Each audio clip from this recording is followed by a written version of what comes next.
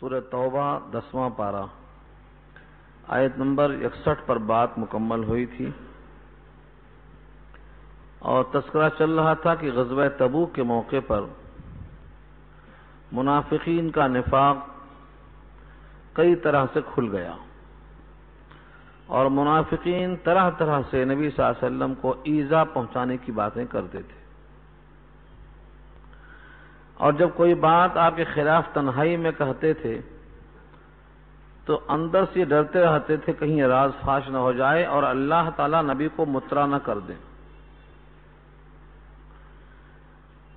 اور اس کے بعد آ کر قسمیں کھاتے تھے تاکہ اے نبی آپ ان سے راضی ہو جائیں، یعنی آپ کو راضی کرنے کے لیے اللہ کی جھوٹی قسمیں کھاتے تھے۔ یہاں سے یہ مضمون شروع ہوتا ہے کہ جھوٹی قسمیں کھانے سے کیا ہوگا۔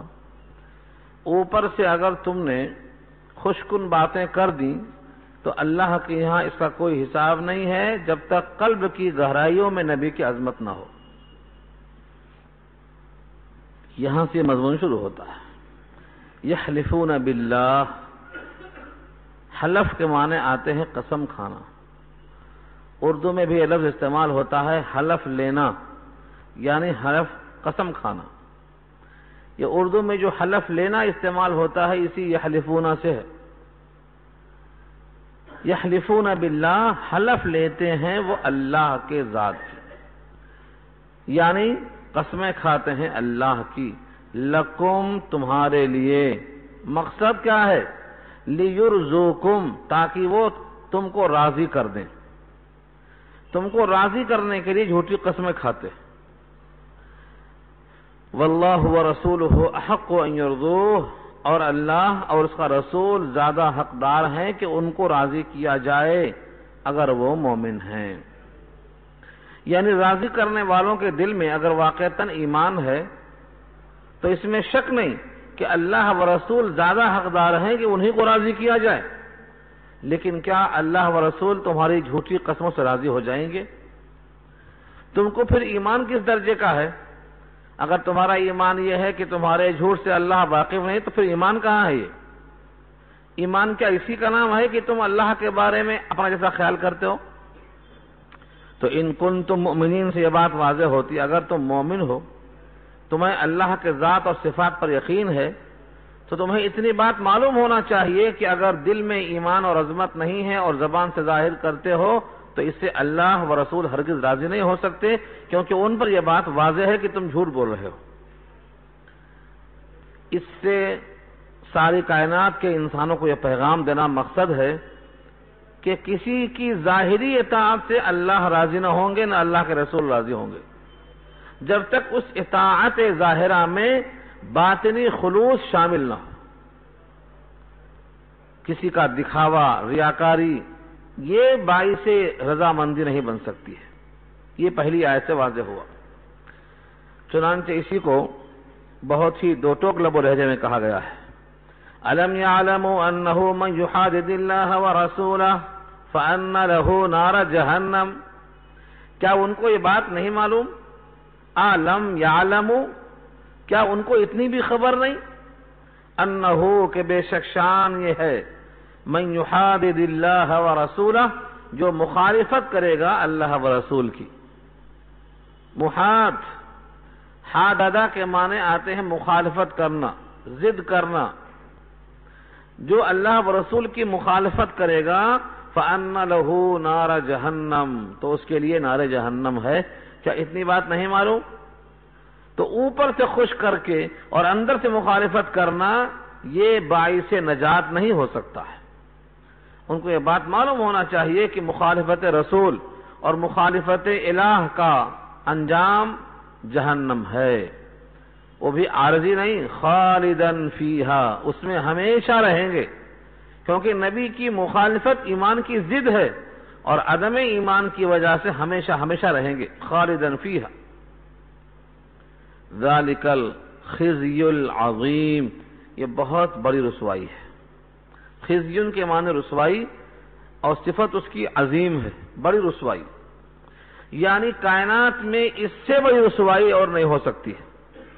رسوائی کا سب سے اعلیٰ درجہ ہے یہ کہ کائنات میں جہاں پر راضی ہونے کا اعلان کیا جا رہا تھا اور جہاں پر جنت تقسیم ہو رہی ہے، اس موقع پر ان کے لیے اللہ کی طرف سے جہنم متعین ہو جائے اور اس میں ہمیشگی کا فیصلہ کر دیا جائے، ذالک الخزی العظیم، یہ بہت بڑی رسوائی ہے۔ اس سے بڑی رسوائی اور نہیں ہو سکتی ہے۔ جس طرح سے قرآن کریم نے واضح کیا ہے کہ بڑی کامیابی اس دن نجات پانا ہے، جو جہنم سے بچایا گیا اور جہنم سے بچانے کے بعد جنت میں داخل کر دیا گیا، وہ بہت بڑی کامیابی پر فائز ہو گیا۔ من زحزح عن النار وادخل الجنت فقد فاز۔ جس طرح یہ وہاں مضمون ہے کامیابی کے لیے، ویسے یہاں بھی ناکامی کو ایسے فرمایا جو جہنم میں ڈالا گیا ہمیشہ کے لیے، ذالک الخزی العظیم، یہ بہت بڑی رسوائی ہے۔ اب یہاں سے منافقین کے دل کا چور ظاہر کیا جا رہا ہے، وہ دل میں ڈرتے تھے۔ ہم جو تنہائی میں بات کیے ہیں، نبی کی مخالفت میں کچھ مشورے کیے ہیں، کل صبح یہ اخبار میں نہ آ جائے، یعنی کل صبح ہوتے ہی کہیں اللہ کے نبی پر کوئی آیت نازل نہ ہو جائے جس میں تذکرہ ہو کہ منافقین نے رات میں ایسا پروگرام بنایا ہے، کیونکہ اللہ سے زیادہ جاننے والا کون ہے؟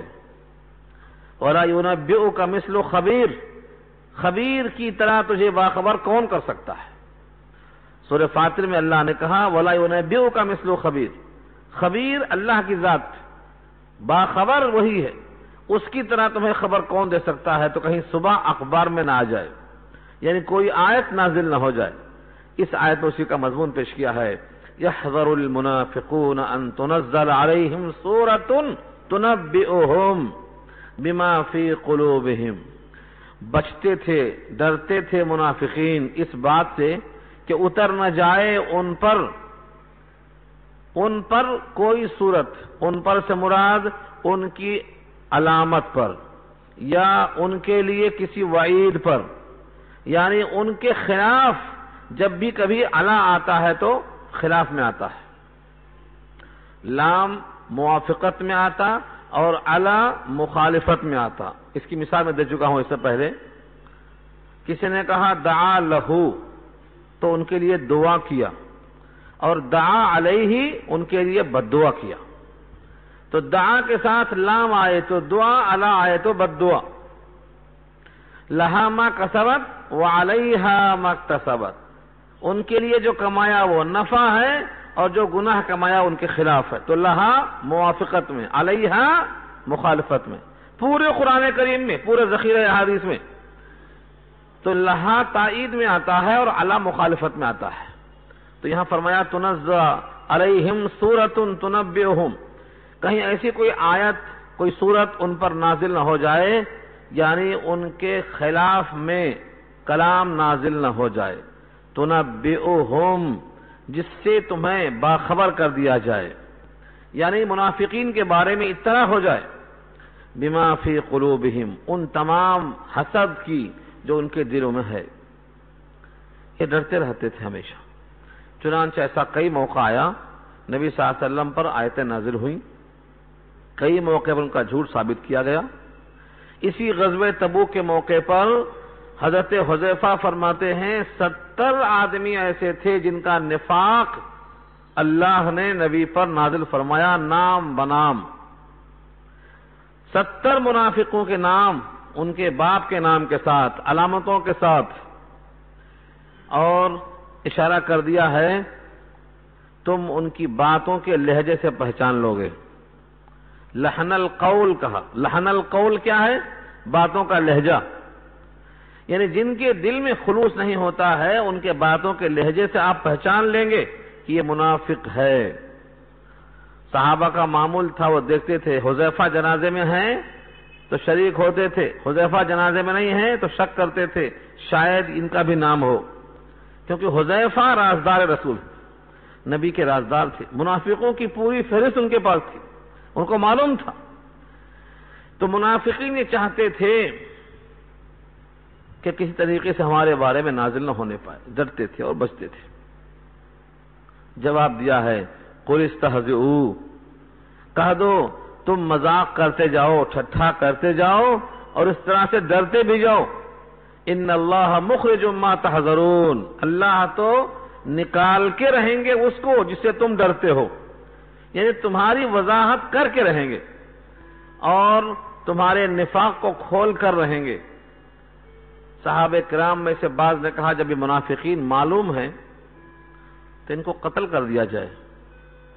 آپ نے کہا یہ لوگ یہ خبر کریں گے کہ اب تو محمد صلی اللہ علیہ وسلم نے اپنے ہی لوگوں کو مارنا شروع کر دیا ہے، یہ نفاق والے پھیلانا شروع کریں گے، اس لیے ان کو اسی حال پر چھوڑ دیا جائے جب تک کہ ان کے دل میں خود اسلام کی حقانیت نہ آ جائے، تاکہ ان کو چھوڑ دیا جائے۔ ان منافقین کا یہ حال تھا، کبھی کبھی ان کا راز فاش ہو جاتا، جیسا کہ یہاں آیت میں کہا ان اللہ مخرجن، اللہ تو خارج کریں گے یعنی نکال کے رہیں گے۔ کیا نکالیں گے؟ ما تحذرون، جس سے تم ڈرتے ہو۔ ڈرتے کیا تھے؟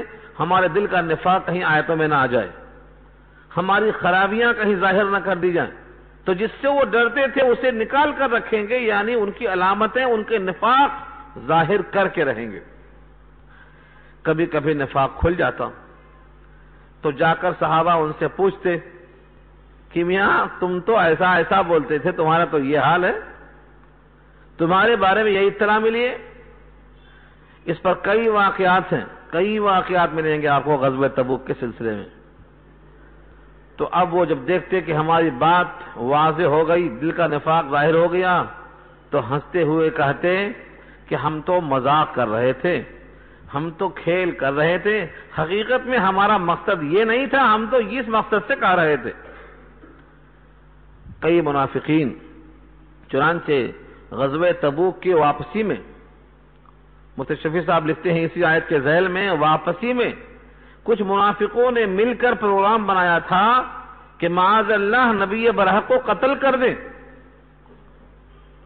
ان منافقین کا گروہ جس راستے پر تھا، اللہ نے جبریل کو بھیج کر ان کے تمام عزائم سے باخبر کر دیا اور آپ نے راستے کو تبدیل کر دیا۔ اور جب ان سے پوچھا جاتا ان جیسے واقعات کے بارے میں تو کہتے ہم تو حقیقت میں ہمارا مقصد یہ نہیں تھا، بلکہ ہم دیکھنا چاہتے تھے کہ کس قدر باخبر ہیں اور کس قدر مستعد ہیں اور کس قدر چوکنا ہیں اور کس قدر اپنے لیے اپنے مشن میں کامیابی کے واسطے تمام اسباب مہیا کیے ہوئے ہیں، مختلف بہانے۔ یہاں وہی پیش کیا اللہ نے، وَلَئِن سَأَلْتَهُمْ، اگر آپ ان سے پوچھیں، کیا پوچھیں کہ تم نے یہ سب کیوں کیا، تمہارے دل میں نفاق کیوں ہے، تم نے ایسی بات کیوں کہا۔ اور آپ نے سورہ منافقون پڑھا ہوگا، وہاں بھی اس واقعے کا اشارہ ہے۔ بعض لوگوں نے کہا تھا اب کہ واپس جائیں گے تو مکے میں داخل، مدینے میں داخل ہونے کے وقت جو وہاں پر عزیز لوگ ہیں وہ ذلیل کو نکال کے باہر کر دیں گے۔ نام نہیں لیا، زید بن ارقم نے جب پہنچا دیا خبر اور بلا کر پوچھا گیا تو کہا نہیں ہمارا مقصد یہ نہیں تھا، ہمارا مقصد تو یہ نہیں یہ تھا، ہم نے تو ایسا کہا ہی نہیں۔ اس قسم کی باتیں شروع کر دیا انہوں نے۔ قرآن کریم کی وہ آیت سورہ منافقون پر 28 میں آئی، منافقین کیا کہتے ہیں؟ لِيُخْرِجَنَّ الْأَعَزُّ مِنْهَا الْأَذَلَّ، جو بھی وہاں عزت والے ہیں ذلت والوں کو نکالیں گے۔ ان کے بیٹے خود جو پکے مومن تھے، عبداللہ ابن ابی ابن سلول، تو عبداللہ تو پکے مومن تھے، انہوں نے تلوار لے کر کہا جب تک تم یہ نہ کہہ دو کہ میں ذلیل ہوں اور محمد عزیز ہیں صلی اللہ علیہ وسلم، تب تک میں تم کو داخل نہیں ہونے دوں گا شہر میں۔ نبی صلی اللہ علیہ وسلم کو اطلاع ہوئی تو آپ نے کہا بیٹے کو ایسا نہیں کرنا چاہیے، باپ کے ساتھ چھوڑ دو، ورنہ لوگ کہیں گے کہ اپنے ہی لوگوں کو سکھایا جاتا ہے کہ باپ کے ساتھ ایسا سلوک کرو، حالانکہ وہ باپ منافق ہے۔ رشتے ناتے سب بعد میں، سب سے پہلے رشتہ ایمان ہوتا ہے۔ غزوہ بدر میں ایسا ہی تو ہوا، رشتہ ایمان مقدم رکھا گیا۔ غزوہ وحد میں ایسا ہی تو ہوا، غزوہ ایمان، غزوہ وحد کے اندر ایک طرف مومن ہے ایک طرف کافر ہیں، چچا بھتیجا ہیں، ماموں اور بھانجے ہیں، بیٹا اور باپ ہیں۔ کس بنیاد پر؟ کیونکہ ایمان مقدم ہے۔ تو اگر ایسے تمام واقعات کے بارے میں ان سے پوچھو، وَلَئِن سَأَلْتَهُمْ، ان سے کہو کہ تم نے ایسا کیوں کیا، لَيَقُولُنَّ، تو ضرور جواب دیں گے، اِنَّمَا كُنَّا نَخُوضُ وَنَلْعَبُ، ہم تو خوش طبعی کر رہے تھے، ہم تو محض مشغلہ کھیل کود کا کر رہے تھے، ہمارا مقصد سنجیدگی سے ہی تھا، ہمارا خیال تھا کہ اس طریقے سے ہم دیکھیں گے کہ ہم کتنا مستعد ہیں، کتنا چوکنا۔ اللہ نے کہا کہ آپ مذاق کرنے کے لیے اللہ کی آیتیں ہی ملی تھیں، اللہ کے رسول ہی ملے تھے، اور کوئی نہیں ملا مذاق کرنے کے لیے؟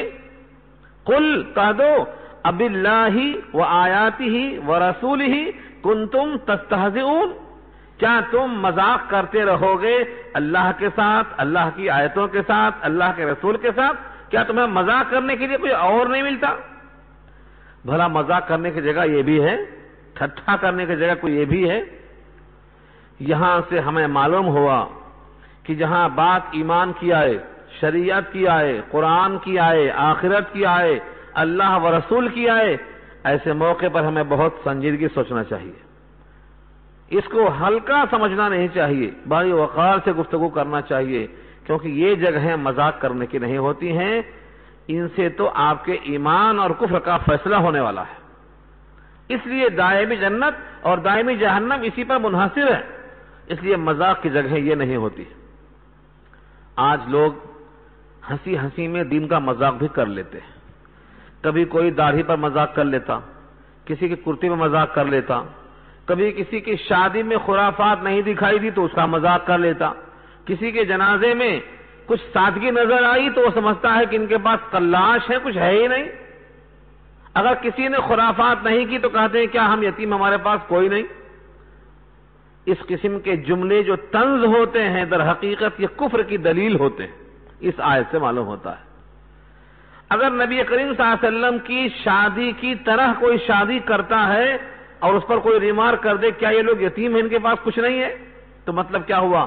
اس نے مذاق کس کا اڑایا؟ نبی کی سنت کا مذاق اڑایا۔ کسی کی داڑھی کا مذاق اڑانا اسلام کی توہین کرنا ہے، کسی کے لباس کی توہین کرنا در حقیقت اسلام کی توہین کرنا ہے۔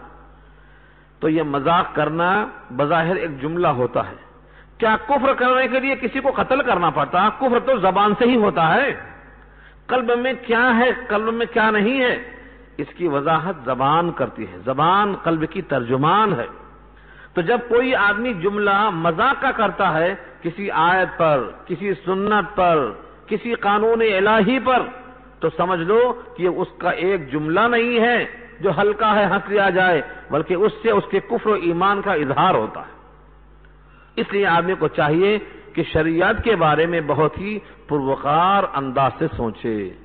یہاں اللہ نے یہی کہا، قل، کہہ دو، اب اللہ و آیاتہ و رسولہ کنتم تستہزئون، کیا تم اللہ کے ساتھ اور اللہ کی آیتوں کے ساتھ اور اللہ کے رسول کے ساتھ تم مذاق کرتے رہو گے؟ یہ بھی کوئی مذاق کرنے کی جگہ ہے؟ یہاں تو اگر اللہ کا نبی پکاریں تو تم کو نیت توڑ کے جواب دینے کا حکم ہے، اور اللہ نے واضح کر دیا تمہارے درمیان جیسے کوئی کسی کو پکارتا ہے، تمہارا دل چاہتا ہے جواب دیتے ہو یا جواب نہیں دیتے ہو، ایسا نبی کی پکار کو مت سمجھو۔ لا تجعلوا دعاء الرسول بینکم کدعاء بعضکم بعضا، تم میں سے ایک دوسرا کسی کو پکارتا ہے، اس پکار کی طرح نبی کی پکار کو مت سمجھو، وہاں تو تم کو جواب دینا ہے، نیت توڑ کے جواب دینا ہے۔ اب ہم سمجھتے ہیں کہ اب تو حضور ہم کو پکارتے ہی نہیں ہیں، لہذا ہم کو نیت توڑ کر جواب دینے کا مسئلہ ختم ہو گیا۔ نہیں، اس پر مسائل مستنبط ہوتے ہیں۔ ہماری دادی کہتی ہے کہ شادی میں یہ کرنا ہے، وہاں حضور کہتے ہیں یہ نہیں کرنا ہے، تو کس کی پکار پہ لبیک کہیں گے آپ؟ یہ ہے تولنے کی جگہ۔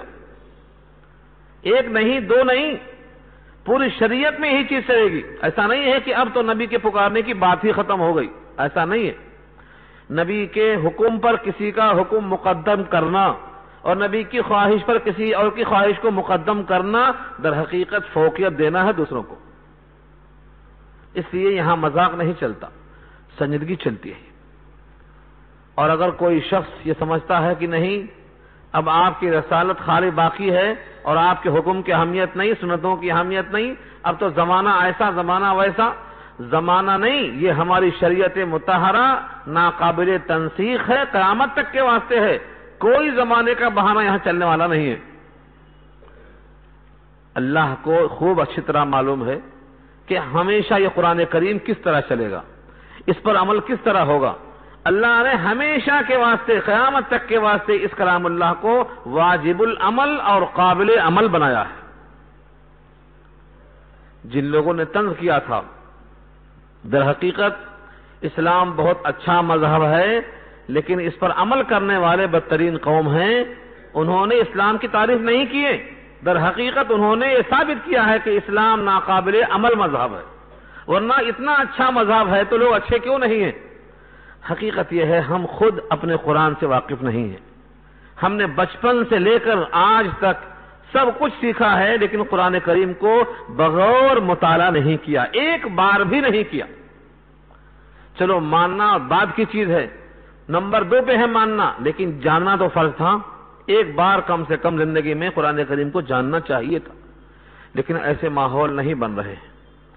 ایسے ماحول کیوں نہیں بنتے ہیں؟ کیونکہ ہم نے دنیا کو اہمیت دی ہے دین کے مقابلے میں. ہم سمجھتے ہیں آج جیسا گزرتی ہے یہاں اچھی گزارو، وہاں دیکھا جائے گا. کل کس نے دیکھا ہے؟ کل کس نے دیکھا ہے؟ کون جیتا ہے تیرے زلف کے سر ہونے تک؟ مرنے کے بعد اٹھائے جانے کو کون دیکھتا ہے؟ مر گئے، ختم.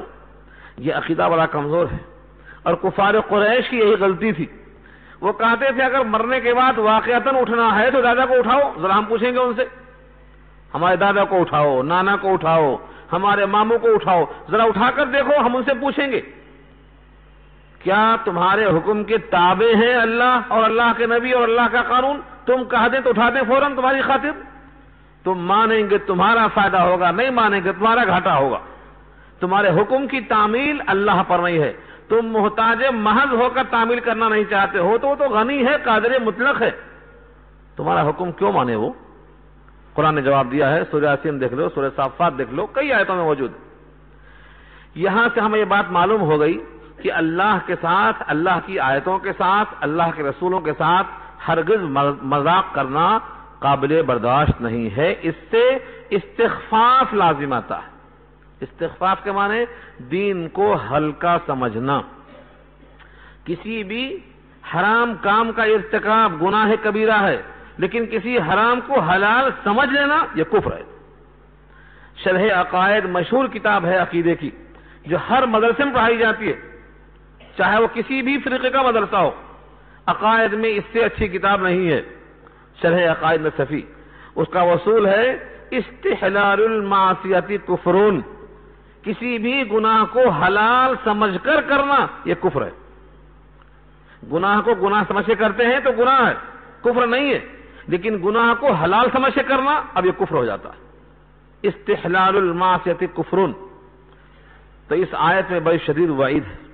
اس کے بعد فرماتے ہیں کہ تم عذر پیش کرتے ہو نبی کو راضی کرنے کے لیے. لا تعتذروا قد کفرتم بعد ایمانکم. یہ ہے ان کا پول کھول دیا اللہ نے. لا تعتذروا، تم بہانے نہ بناؤ، یہ بےہودہ عذر مت پیش کرو. یہ عذر لنگ ہمارے سامنے چلنے والا نہیں ہے. لا تعتذروا، اعتذار اور معذرت سے کام چلنے والا نہیں. سنو رپورٹ کیا ہے. قد کفرتم، تم نے کفر کر دیا. بعض شارحین کہتے ہیں قد کفرتم کے معنی تم نے کفر کیا، اور بعض کہتے ہیں تم کافر ہو گئے. کس کا ترجمہ آئیے؟ قد کفرتم. قد کفرتم، قد معنی تحقیق اور کفرتم فعل ماضی کا جمع حاضر کا صیغہ ہے. تحقیق تم نے کفر کر دیا. کب؟ بعد ایمانکم، تمہارے ایمان کے بعد، تمہارے اظہار ایمان کے بعد تم نے کفر کر دیا. اب باتیں نہ بناؤ، عذر پیش نہ کرو. یعنی اگر کوئی مذاق کرے اللہ کے ساتھ، اللہ کی آیتوں کے ساتھ، اللہ کے رسول کے ساتھ، اسلامی قوانین کے ساتھ، تو یہ اس کا کفر مانا جائے گا ایمان کے اظہار کے بعد. قد کفرتم بعد ایمانکم. آج بہت سے لوگ کہتے ہیں فلاں نے گستاخی کی ہے تو سزا کیا ہو سکتی؟ اظہار خیال کی آزادی ہے.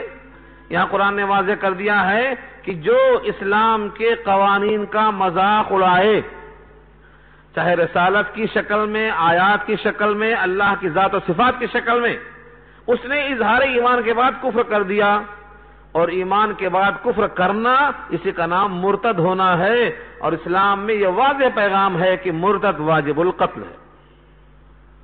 جب مرتد واجب القتل ہے تو یہ پکارا کیوں کیا جاتا ہے؟ اظہار ایمان کے بعد کفر کرنا یہ ارتداد ہے، سزا اس کی قتل ہے، یہ بندہ واجب القتل ہے۔ یہ فیصلہ کسی انسان کے بس کی بات نہیں کہ تنسیخ کر دے اس کی۔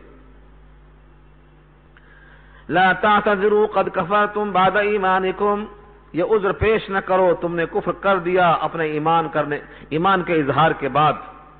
ان نعفو عن طائفۃ منکم نعذب طائفۃ بانہم کانوا مجرمین، اگر ہم معاف کر دیں ایک گروہ کو، اگر تم میں سے بعض کو ہم چھوڑ بھی دیں، اس بنیاد پر چھوڑ دیں کہ اس نے توبہ تلہ کر لیا، اپنی اصلاح کر لیا، تو دوسرے گروہ کو ہم نہیں چھوڑیں گے، ان کو ہم عذاب ضرور دیں گے، کیونکہ وہ مجرم تھے اور جرم کی سزا ان کو ملنا ہے، یا تو دنیا ہی میں ملے گی ورنہ پھر آخرت میں یقیناً ملے گی، تو سب کو معافی نہیں ہے۔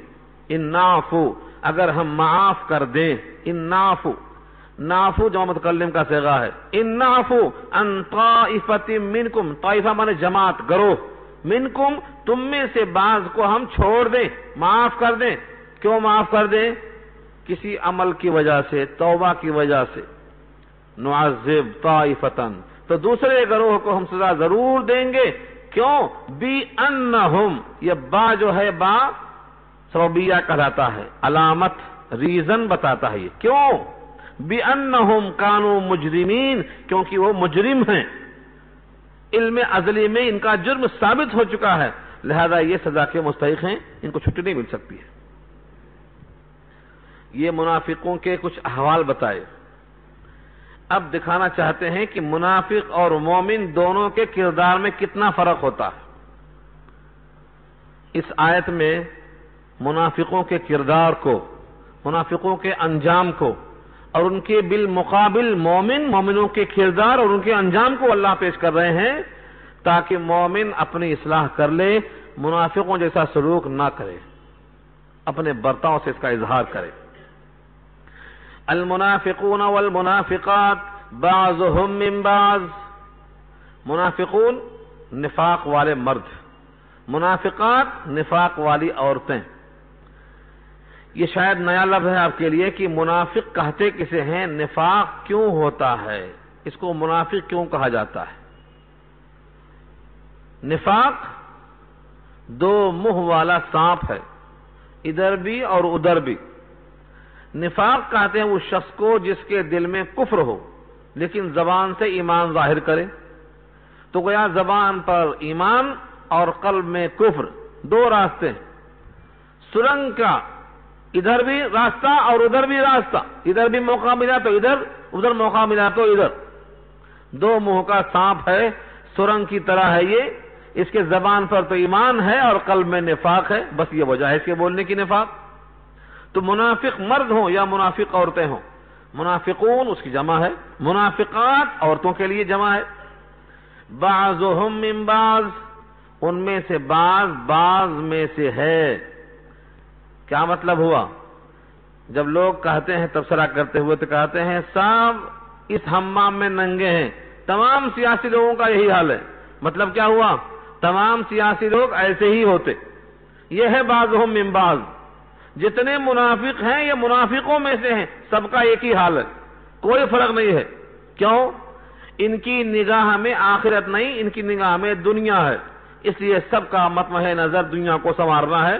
بعضهم من بعض، ان میں سے بعض کا ہے، یعنی جو خوبیاں بعض میں ہیں وہی خوبیاں دوسرے بعض میں ہیں، الگ نہیں ہے، یہ سب یکساں ہیں۔ کیا کرتے ہیں یہ لوگ؟ ان کے اوصاف کیا ہیں؟ یأمرون بالمنکر، منکر کا حکم دیتے ہیں، یہ اچھائی کا نہیں۔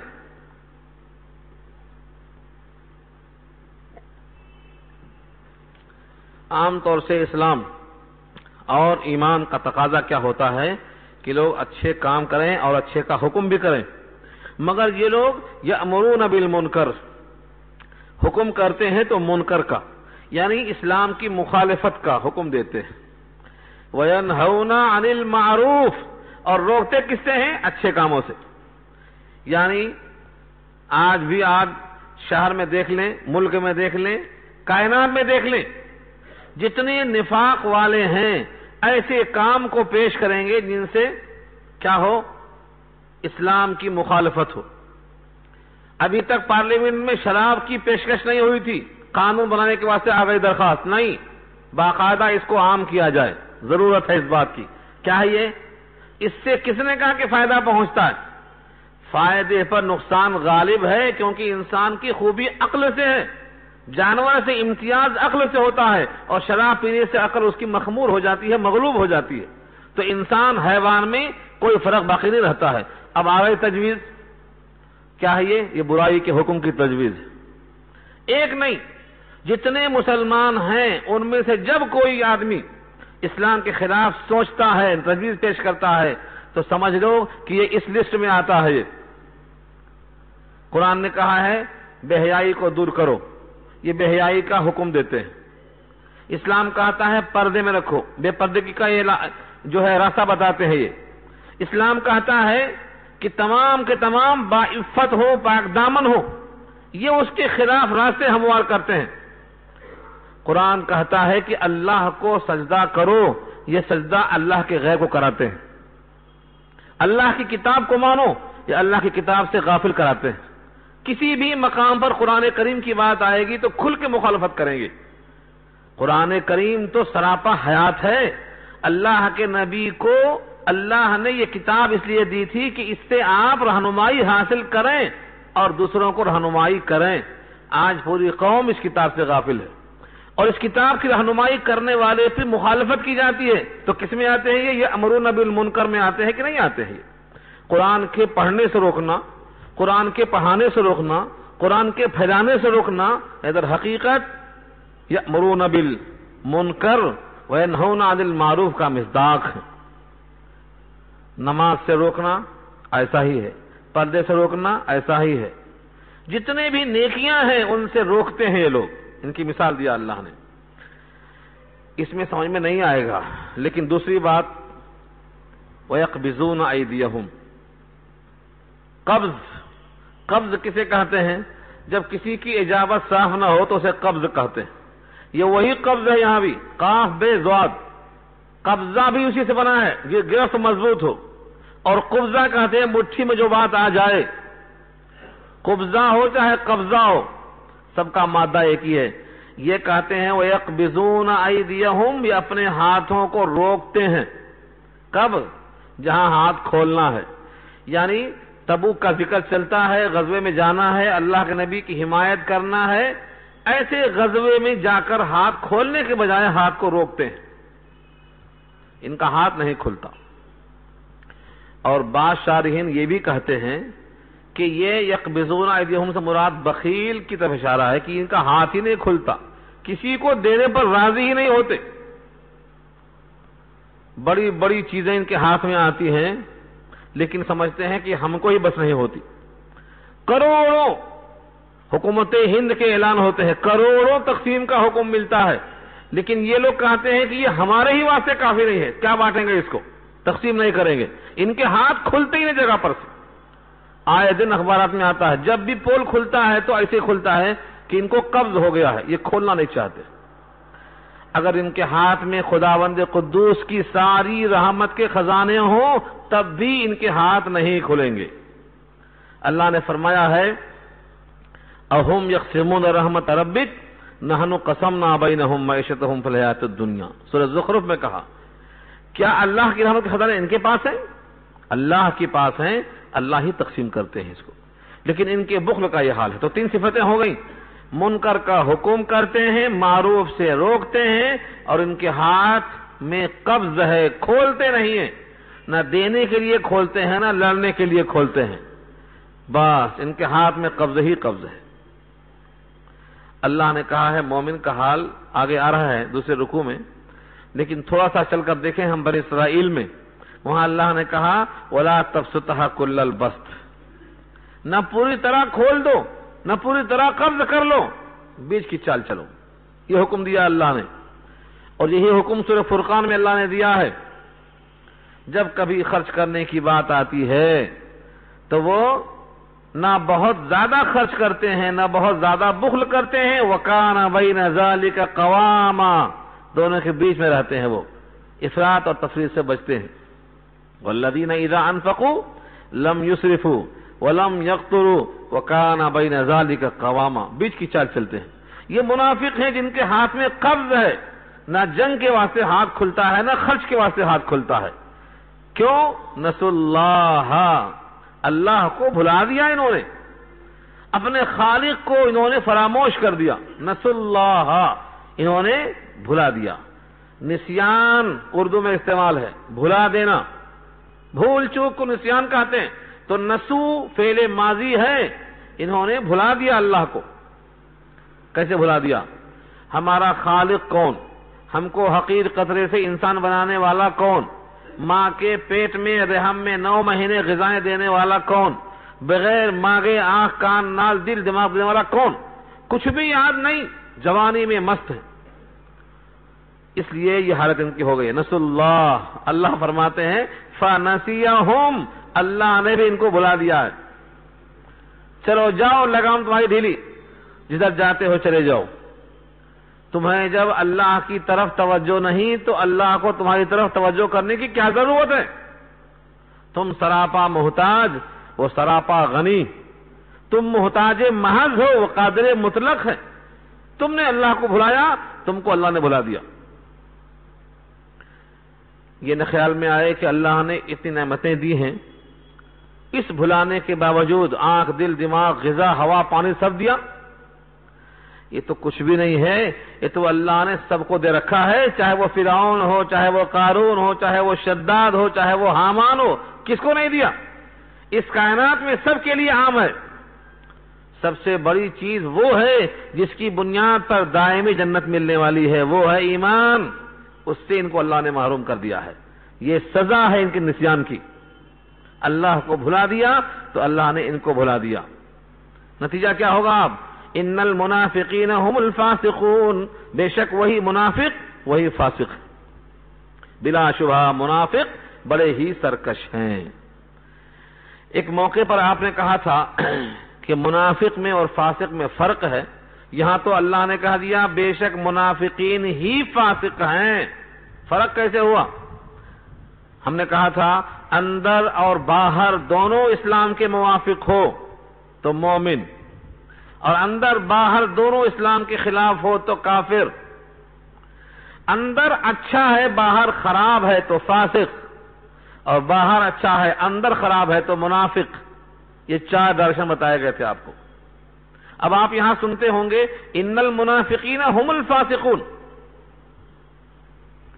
بلا شبہ یہ منافق بڑے ہی سرکش ہیں، یعنی منافقین ہی فاسق ہیں۔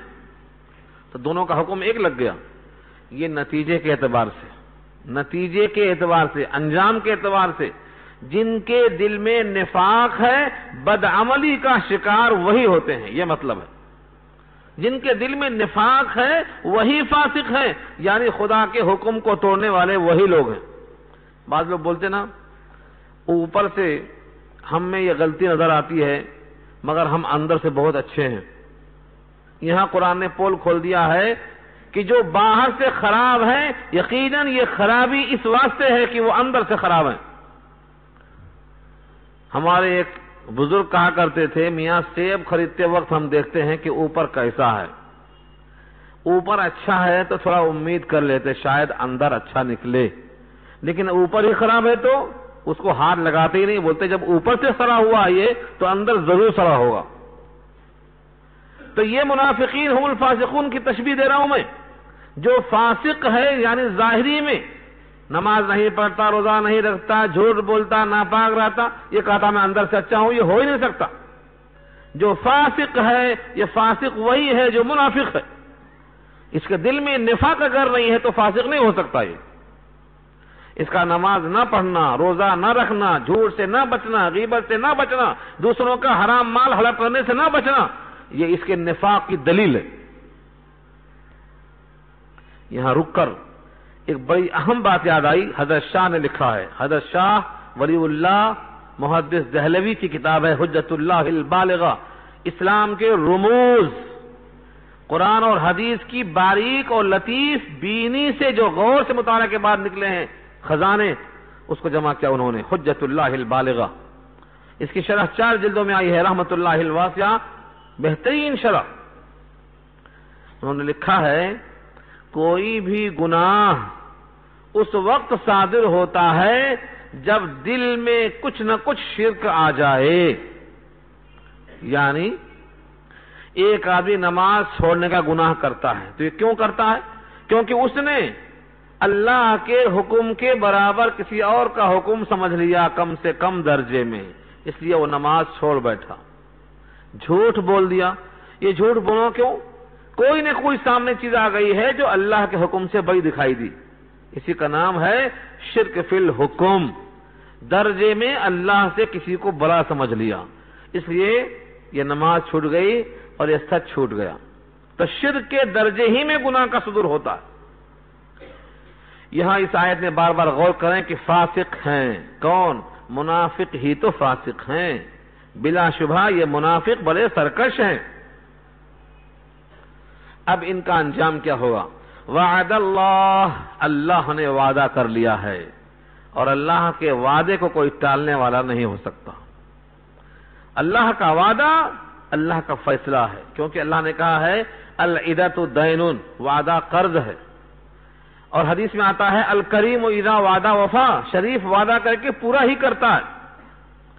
اور بعض حدیث میں آتا ہے کہ جس طریقے سے قرض کو پورا کرنا ضروری ہے ایسے وعدے کو پورا کرنا ضروری ہے، وہ قضاءً یا اخلاقاً۔ تو اللہ نے وعدہ کر لیا اپنی کتاب میں خود سے، وعد اللہ، وعدہ کر لیا اللہ نے، کیا؟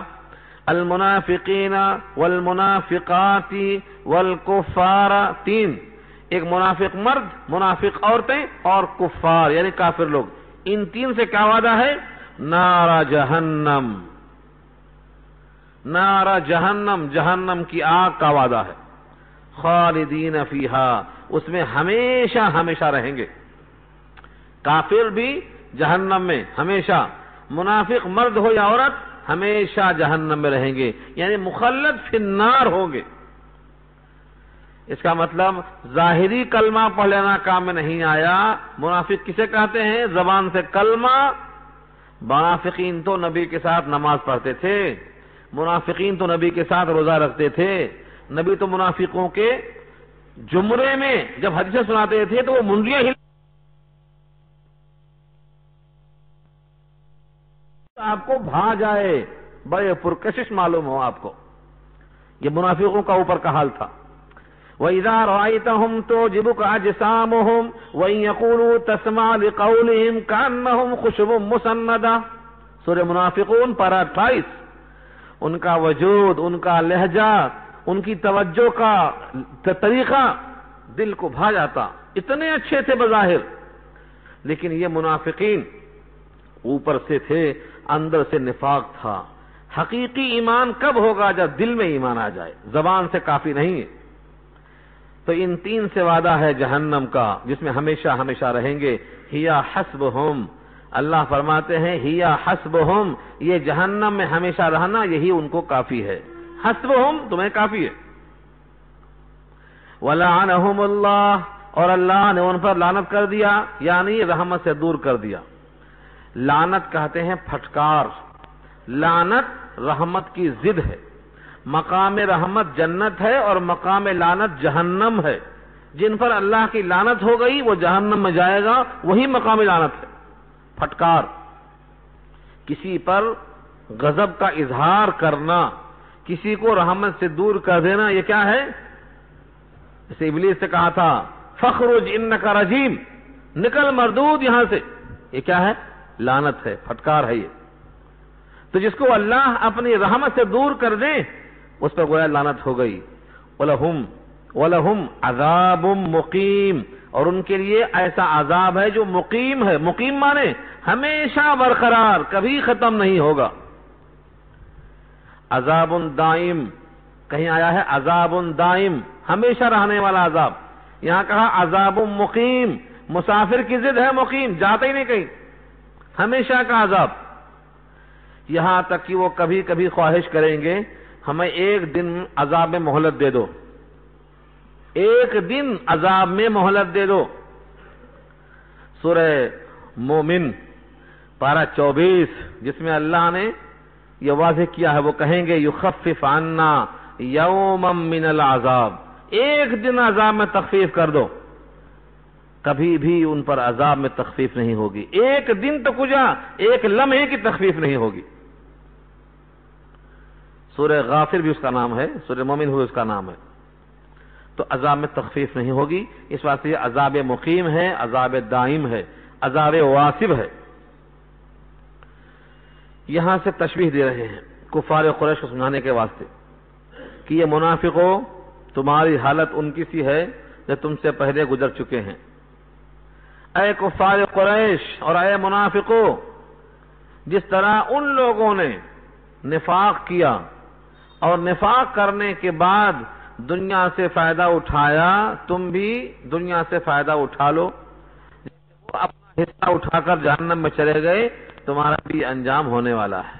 فرمایا کالذین من قبلکم، ان لوگوں کی طرح جو تم سے پہلے ہیں، کانوا اشد منکم قوتا، تھے وہ زیادہ سخت تمہارے مقابلے میں قوت کے اعتبار سے، واکثر اموالا واولادا، اور زیادہ تھے مال کی جمع اموال، ولد کی جمع اولاد، اکثر اموالا واولادا، مال میں اولاد میں زیادہ تھے، قوت میں شدید تھے.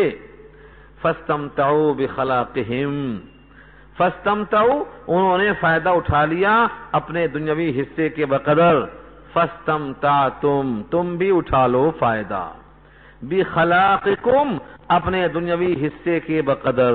کما استمتع الذین من قبلکم بخلاقہم، جیسا کہ انہوں نے فائدہ اٹھا لیا جو تم سے پہلے تھے اپنے حصے کے بقدر. وخذتم کالذی خاضوا، اور تم بھی بری باتوں میں ایسے ہی گھسے جیسے وہ لوگ گھسے تھے بری باتوں میں. بجائے نبی کی طرف مائل ہو کر حقیقت حال جان کر سچا ایمان قلوب میں داخل کرنے کے، تم تو ہمیشہ برائیاں تلاش کرتے رہے. کہتے ہیں بد جانور جب سیبوں کے باغ میں جاتا ہے تو سیب پر نگاہ نہیں پڑتی ہے، گندگی تلاش کرتا ہے. اس لیے یہ منافقین بھی نبی کی صحبت میں بھی گندگی تلاش کر رہے ہیں. عیب بھی عیب، ہنرمند ہنر دیکھتے ہیں. عیب بھی عیب، ہنرمند ہنر دیکھتے ہیں. جو ہنرمند ہوتا ہے وہ ہنر دیکھتا ہے، اور جو عیبی ہوتا ہے وہ عیب دیکھتا ہے. ہم نے ایک واقعہ پڑھا تھا،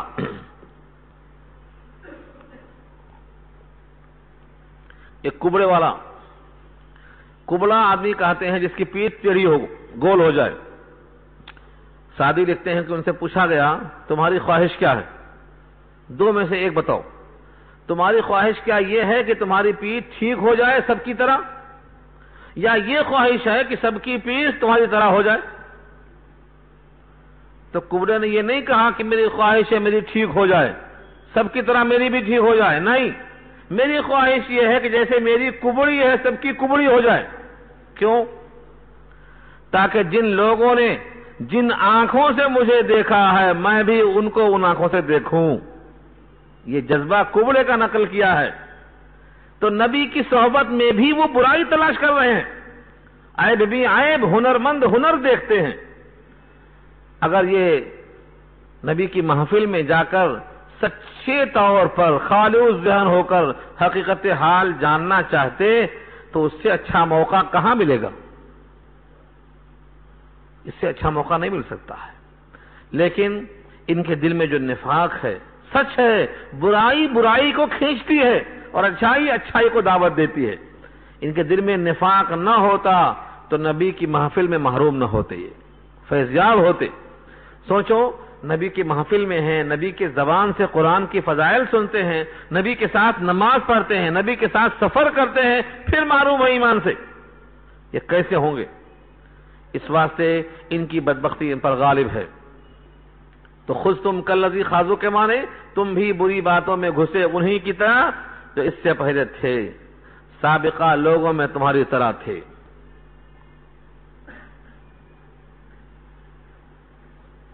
اس آیت پر حضرت ابن عباس نے روایت نقل کی ہے کہ اس سے مراد ہیں بنی اسرائیل۔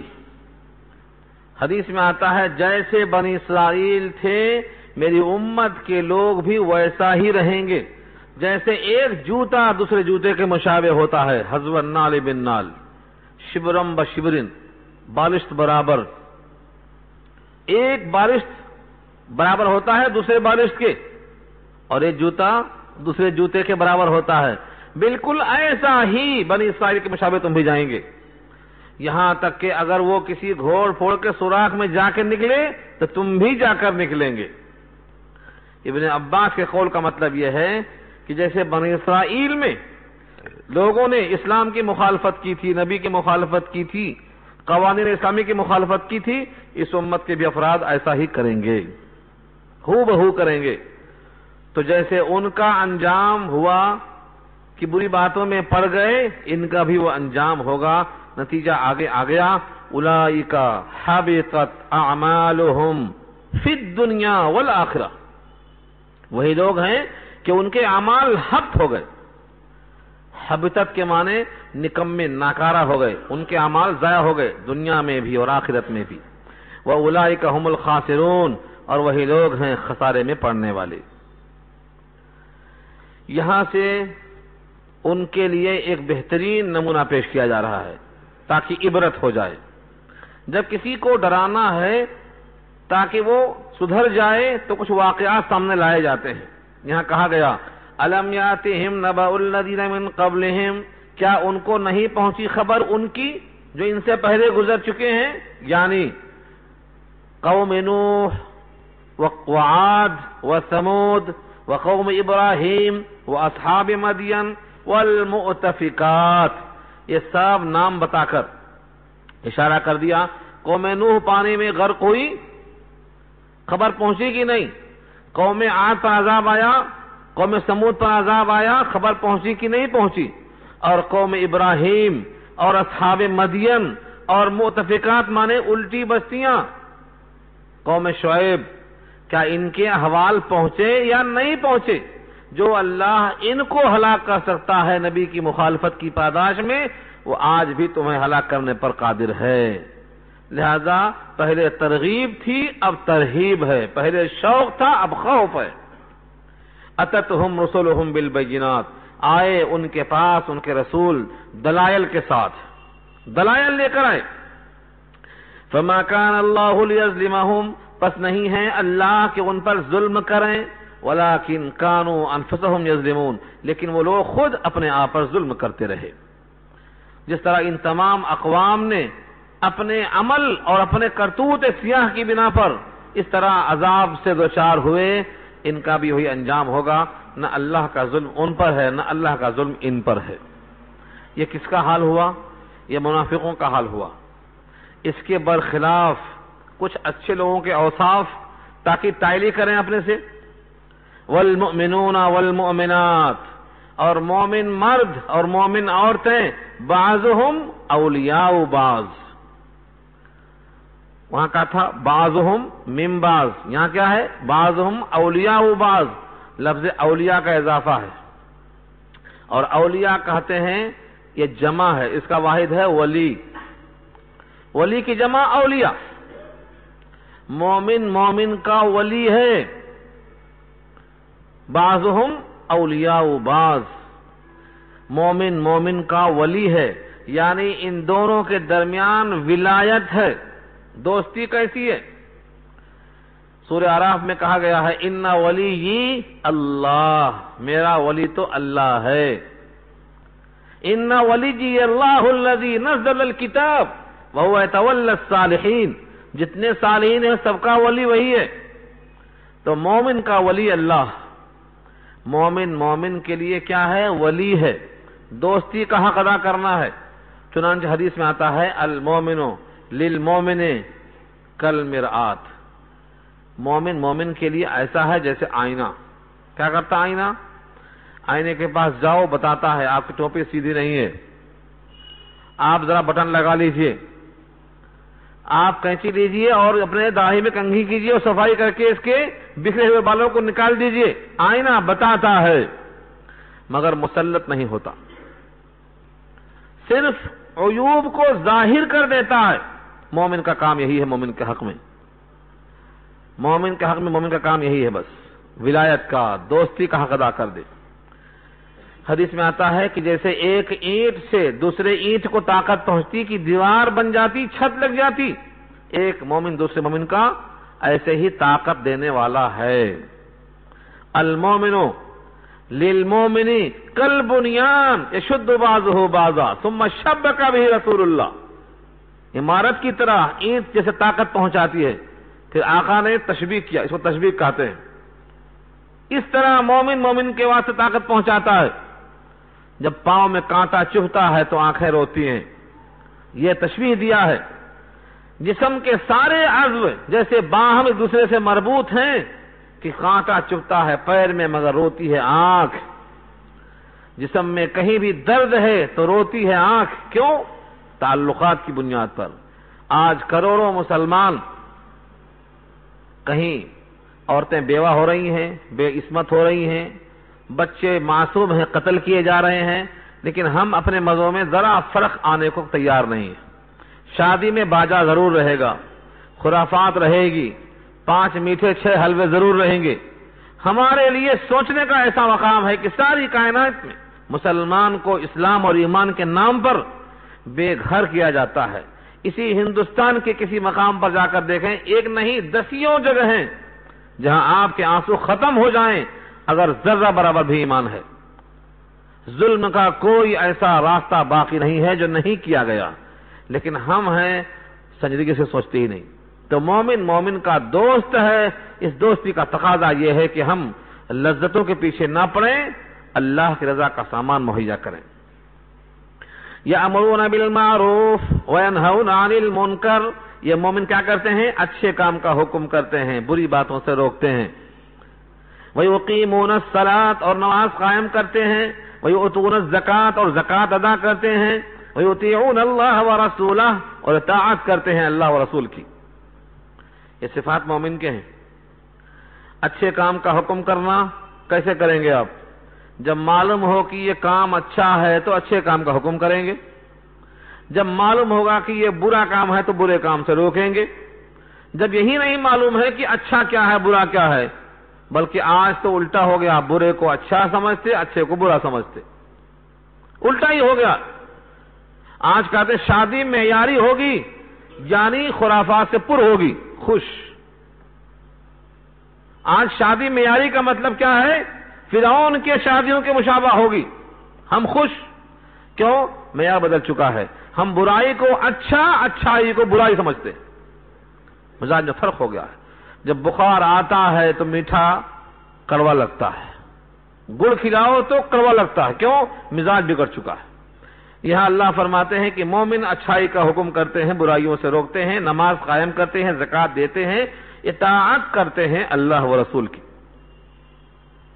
اولئک سیرحمہم اللہ، وہی لوگ ہیں کہ عنقریب اللہ ان پر رحمت فرمائے گا۔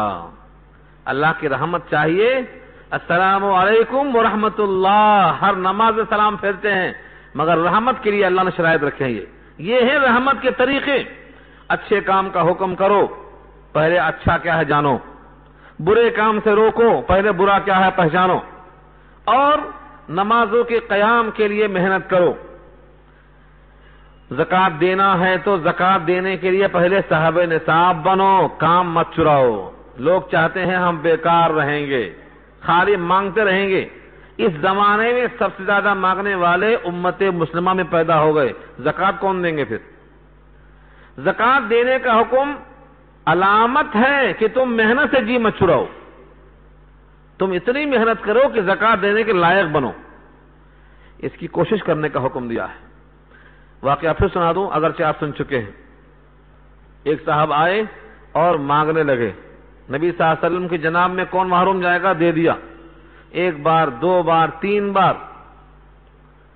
دو تین واقعات ہیں، اس میں سے ایک سناتا ہوں. ایک تو واقعہ مشہور ہے حکیم بن حزام کا، یہ دوسرا واقعہ ہے. تین بار دینے کے بعد چوتھی بار جب آئے تو کہا دیکھو تمہارے پاس جو سرمایہ ہے کتنا ہے؟ انہوں نے ایک سکہ بتایا.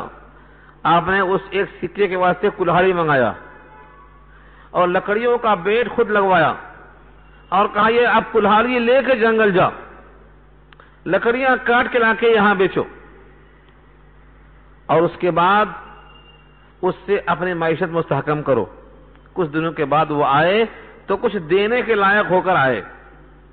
حضور نے پوچھا وہ دن اچھا تھا کہ یہ دن اچھا ہے؟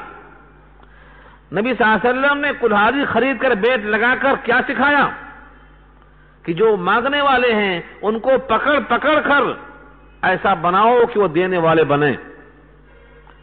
آج ہمیں شرم آتی ہے کہ امت مسلمہ کثرت سے خواتین برقع پوش مانگتے ہوئے ہاتھ پھیلاتی ہیں. پتہ نہیں ان کے برقعے میں ایمان ہے نہیں ہے واللہ عالم، لیکن علامت برقع بتاتا ہے کہ ہاں یہ ایمان والی بندیاں ہیں. سب سے زیادہ ذلت ہے مانگنے میں. اس ذلت کے بعد اب کوئی راستہ نہیں بچتا ہے، لیکن ہمیں اس کی طرف توجہ نہیں ہوتی ہے. تو زکوٰۃ واجب ہوگی تبھی زکوٰۃ دیں گے. مومن کے صفات بتاتے ہیں رب کریم کی وہ زکوٰۃ دیتے ہیں یعنی محنت کرتے ہیں، کام چور نہیں ہے. آج بہت سے لوگ کیا ہیں؟ فرار. کہتے دنیا بقدر مقدر ملتی ہے لہذا محنت کرنے کی ضرورت نہیں. یہ جھوٹ ہے. یہ دین بھی بقدر مقدر اور دنیا بھی بقدر مقدر. مقدر سے کیا چیز خالی ہے؟ مقدر سے کوئی چیز نہیں خالی ہے. جب آپ نے کلمہ پڑھ لیا تو کیا کہا؟ والقدر خیرہ وشرہ من اللہ تعالی والبعث بعد الموت. اچھی بری تقدیر دونوں لکھی ہے.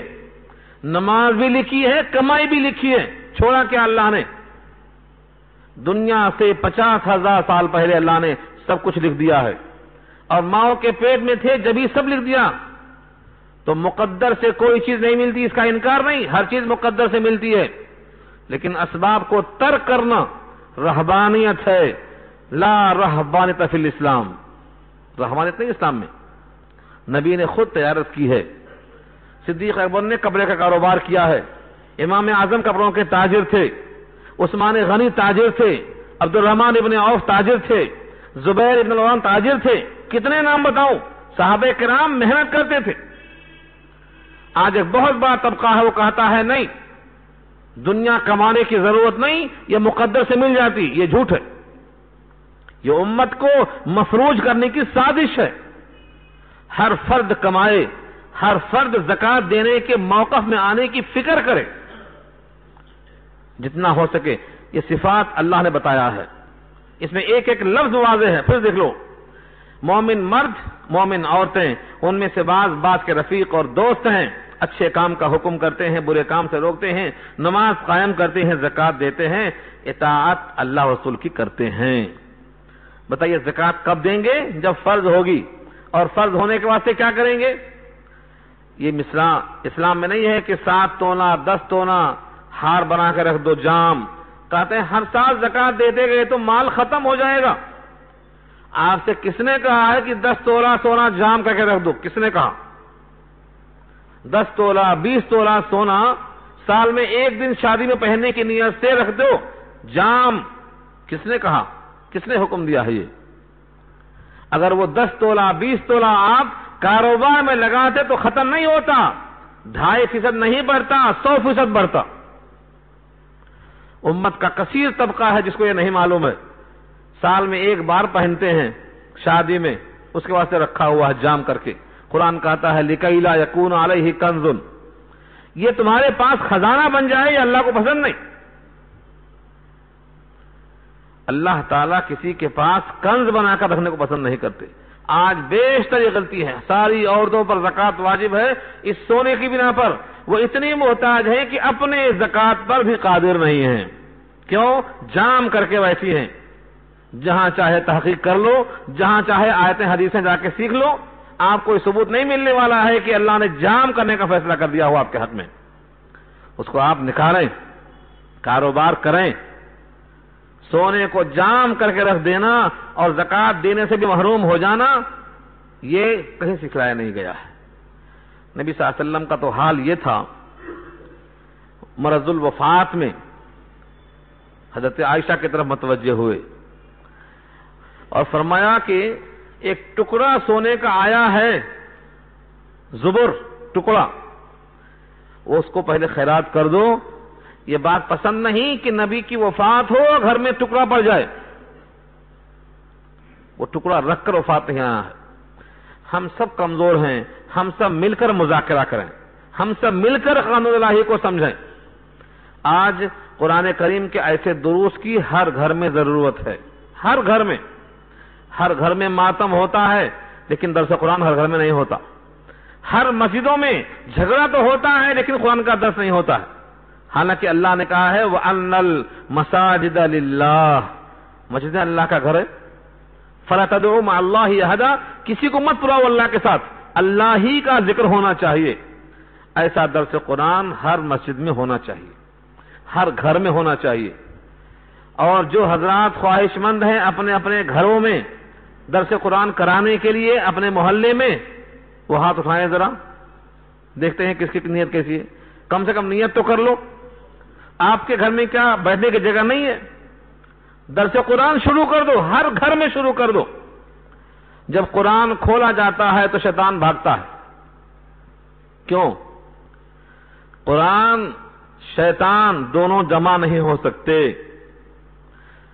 حضرت عمر کے بارے میں کہا اللہ کے نبی نے، اے عمر جب تم گزرتے ہو کسی راستے سے تو شیطان اس گلی میں نہیں آتا، راستہ بدل کے آتا۔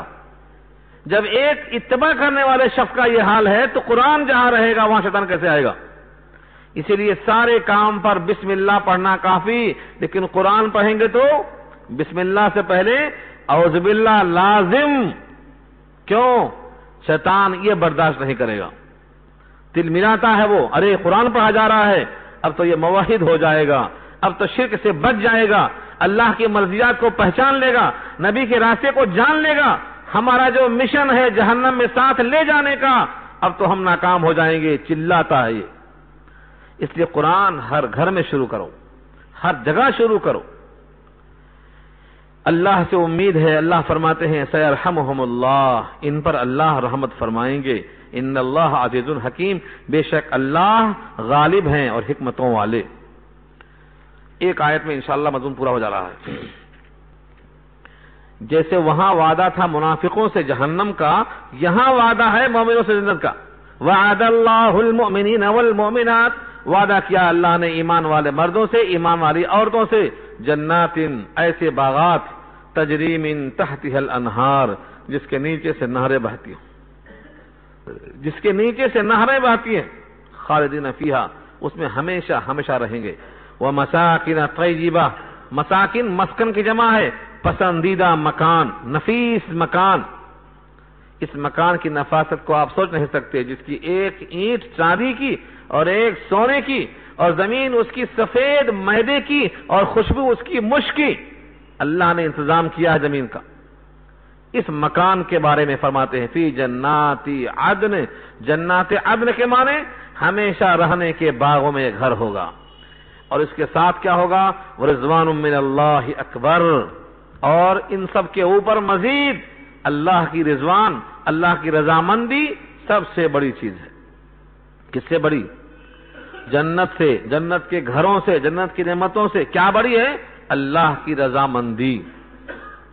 حدیث سنایا تھا آپ کو میں، سورہ توبہ ہی میں انشاءاللہ آگے آ رہی ہے۔ پھر سب دینے کے بعد اللہ پوچھیں گے کچھ اور چاہیے؟ کہیں گے اب کچھ نہیں، سب مل گیا۔ اللہ فرمائیں گے ابھی تو اہم چیز باقی ہے۔ پھر پردہ ہٹ جائے گا اور سب اللہ کو بے پردہ دیکھیں گے۔ حدیث میں آتا ہے جنت کی اب تک کی ساری نعمتیں ہیچ نظر آئیں گی، اللہ کے دیدار میں اتنی لذت ہوگی۔ کیا آنکھوں کی لذت سے آپ واقف نہیں ہیں؟ کتنی چیزیں دیکھتے ہیں آپ، دیکھتے ہی رہ جاتے ہیں۔ کیوں؟ آنکھوں میں وہ چیز اچھی لگتی ہے، سرور پیدا ہوتا ہے۔ تو جب ان عارضی چیزوں کو دیکھ کر آنکھوں سے سرور ملتا ہے تو ان تمام کو پیدا کرنے والا خالق کیسا ہوگا؟ سچ ہے کہ جنت کی تمام نعمتیں ہیچ نظر آئیں گی. تمام حسینوں کا حسن بنانے والا کیسا حسین ہوگا, تمام لطافتوں کو پیدا کرنے والا کیسا لطیف ہوگا. لطیف ہے وہ, خبیر ہے وہ, وہو اللطیف الخبیر. دنیا کی تمام چیزیں مادی ہیں, جتنے حسین ہیں ان کا حسن عارضی اور فانی ہے. ان حسیناؤں کے اندر جو چیز ہے وہ قابل نفرت ہے, لیکن اس سے اندازہ نہیں ہو پاتا. وہاں کی جو عورتیں ہوں گی ان کے فضائل انشاءاللہ آگے کبھی آئیں گے. اتنا سن لے کان کھول کے, ایک صاحب کسی بچی پر عاشق تھے. ایک بزرگ نے واقعہ لکھا ہے, اس سے کوئی تعلق نہیں ہے اس کا, میں بتانا چاہتا ہوں کہ یہاں کا حسن کیسا ہے. دیوانے تھے وہ. انہوں نے کہا ٹھیک ہے, اس بچی سے تمہیں عشق ہے, یہ بچی تمہارے حوالے کر دیں گے, صرف 40 دن تک تم نماز پڑھ لو جماعت کے ساتھ. ادھر ان کو جلاب دے دیا, روزانہ صبح شام جو بھی پیخانے میں آتا ایک مٹکے میں بھر دیتے. 40 دن کے بعد واپس لائے, کہا یہ بچی تمہارے حوالے. کہا یہ تو بچی کسی کام کی نہیں, مردہ ہو گئی. 40 دن تک جلاب آتا رہا تو کیسی ہوتی, آنکھیں دھس گئیں, کلے بیٹھ گئے, نہ پیٹ میں اب خبر نہ منہ میں, بالکل بڑھیا. 40 دن میں یہ حالت ہو گئی. کہا میاں کیا چیز کم ہو گئی, جو کم ہو گئی یہ مٹکے میں ہے, دیکھ لے, یہی تھی اس میں. عبرت ہے. حسن صورت چند روزہ, حسن سیرت مستقل. اس سے خوش ہوتی ہے آنکھیں, اس سے خوش ہوتا ہے دل. ہم سمجھتے ہیں کہ سب کچھ چمڑے ہی میں ہے. آج پورا جہان پریشان ہے چمڑوں میں. کیا ہے, شادی میں چمڑا دیکھ رہے ہیں, سیرت, دینداری, اخلاق, نصاب کوئی نہیں دیکھتا. نتیجہ یہ ہے سب حوالات کی جیل میں آئے, سب کے سب طلاق کی زد میں آ گئے ہیں. پورا خاندان حوالات میں بند ہو رہا ہے. اللہ کے نبی کا حکم جو نہیں مانے گا اس کو ذلت ہی ملنے والی ہے. اللہ کے نبی کا حکم کیا تھا, دینداری کو دیکھو, دین کو دیکھو, تقوی کو دیکھو. جب تک ہم اس پر نہیں مائل ہوں گے نتیجے میں ہم ناکام ہوں گے. بظاہر بہو بڑی خوبصورت آئی, کیا ایسے آ جاتی وہ جس کے اندر اتنا خوبصورتی ہے, کیا اس کے چاہنے والے ہزاروں نہیں ہوں گے؟ معشوق ہزار دوست را دل نہ دہی, ورمی دہی عادل بجدائی بے نہیں. ایسی حسین بہو آتی ہے تو فتنہ لے کے آتی ہے, ان فتنوں کو بھی دیکھنا پڑے گا. اگر عافیت چاہیے, سکون چاہیے تو صرف اور صرف نبی کے حکم میں ملنے والا ہے, اس کے بغیر نہیں ملنے والا ہے. تو صرف حسن ظاہری کو مت دیکھو, اس کا حال یہ ہے. تو جنت میں جو چیزیں حسین ہوں گی ان کا حسن فانی نہیں ہوگا کہ جلاب سے اتر جائے. وہاں جو لعاب دہن ہوگا وہ شیریں ہوگا. وہاں ناک شریف نہیں نکلنے والی ہے, وہاں فضلات نہیں ہوں گے, وہاں سب کچھ ڈکاروں میں ختم ہو جائیں گے. تو اللہ فرماتے ہیں رضا الہی سب سے بڑی چیز ہے, ورضوان من اللہ اکبر. اکبر کے معنی سب سے بڑی چیز کیا ہے, اللہ کی رضا. اور اللہ کی رضا اس کے گھر میں داخل ہونے پر ہی ملنے والی ہے. ذالک هو الفوز العظیم, یہی ہے بڑی کامیابی. لفظ ہوا حسر کے واسطے اضافہ ہوا ہے. ذالک هو الفوز العظیم, ہاں یہی ہے وہ بڑی کامیابی. اس کے سوا اور جتنی کامیابیاں ہیں سب عارضی اور فانی ہیں. یہاں پر رکوع مکمل ہو گیا. اب ان منافقوں اور مومنوں کے درمیان میں فیصلہ کن گفتگو تھی. یہاں سے آگے خطاب ہے کہ اب ان منافقوں پر سختی کیجیے اور ان پر نرمی مت کیجیے. اور سختی کیسی ہوگی, کس درجے کی ہوگی, انشاءاللہ وضاحت آئندہ ہفتے میں آئے گی. آپ حضرات ان تمام باتوں میں غور سے دیکھیں. آخری پیغام یہ ہے کہ آپ حضرات قرآن کریم کے درس میں اپنا تعاون کریں. تعاون دو طرح سے. تعاون سنتے لوگ سمجھتے ہیں چندہ, نہیں, تعاون چندے کا نہیں. یا تو آپ اپنے دوستوں کو اس میں لائیں حسب معمول, یا پھر اپنے گھروں میں انتظام کریں, یا جو مسجدیں آپ سے قریب ہیں وہاں انتظام کریں. اگر مسجدوں میں انتظام نہیں ہے تو آپ کے گھروں میں انتظام کریں, شادی خانوں میں انتظام کریں. قرآن کریم کو ہر گھر میں ہر فرد کے کان میں پہنچانا, جتنا آپ کے پاس اللہ نے وسائل دیے ہیں آپ اس کو مہیا کریں, ورنہ مواخذے سے بچنے والا کوئی نہیں ہے. یہ ذمہ داری ہے ہر فرد بشر کے کان میں قرآن پہنچانے کا. آپ میں جو بھی سقط ہے اس کو آپ انتظام کریں. اب دعا کر لیجیے.